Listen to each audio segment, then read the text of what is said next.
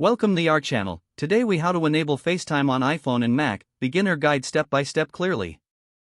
To enable FaceTime on your iPhone, start by unlocking your device. Open the Settings app. Scroll down and tap on FaceTime. Toggle the switch to turn on FaceTime. If prompted, sign in with your Apple ID. Now, go back to the main settings screen.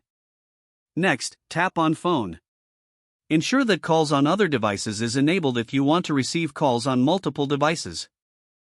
To enable FaceTime on your Mac, begin by opening the FaceTime application.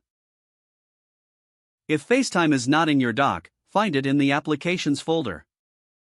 Once the app is open, click on FaceTime in the menu bar at the top of your screen. Select Preferences from the drop-down menu. Check the box next to Enable this account. Sign in with the same Apple ID that you used on your iPhone.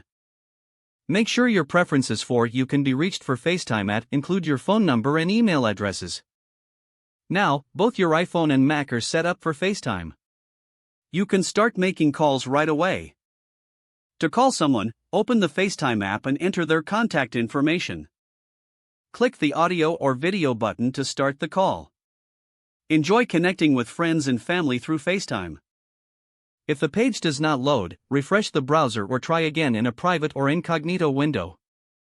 Make sure you are using the correct email address, then retype it carefully to avoid small typos. If your password is not accepted, use the reset option and create a new strong password you can remember. Check your spam folder for verification or security emails, then complete any requested confirmation steps.